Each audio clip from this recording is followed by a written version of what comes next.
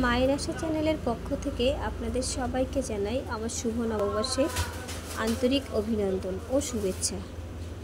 আশা করি এই নববর্ষের শুরু থেকে শেষ পর্যন্ত আপনি এবং আপনার পরিবারের সবাই আমাদের সাথে সমানভাবে সহযোগিতা করুন এবং আপনারা আপনাদের পরিবারের সবাইকে নিয়ে সুস্থ এবং সুন্দর জীবনযাপন করুন।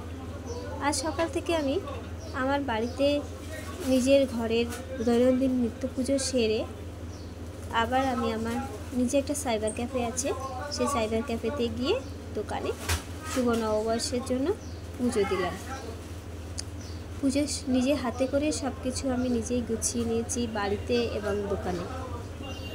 একা আমি নিজেই সব কিছু সাজাতে ভালোবাসি, নিজেই সব কিছু নিজেই করেছি। আর সব থেকে বড় কথা হলো, ওখান থেকে কাজ সেরে দোকানে যখন সাইবার ক্যাফেতে আসি তখন প্রায় দুপুর 1টা বেজে গেল। 12:30 থেকে 1টার ভেতরে আমি দোকানে ঢুকেছি আর নিজে হাতে করে তাড়াহুড়ো করে নিজে হাতে ঠাকুর সাজিয়ে আমি নিজেই পুজো দিয়ে দিলাম। আমার কাছে পুরোহিত পাওয়া খুব কঠিন ব্যাপার, তার জন্য আমি পুরোহিতকে ডাকিনি। দেখুন আমি নিজে হাতে করে কী সুন্দর দোকানে ঠাকুর সাজিয়েছি, ঠাকুর সাজিয়ে নিজেই পুজো দিয়ে দিয়েছি।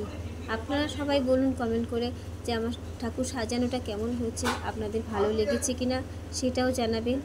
আর সেই সঙ্গে আমি সবার জন্য বলি, নতুন বছর আপনাদের অনেক অনেক অনেক ভালো কাটুক, সুস্থ থাকুন।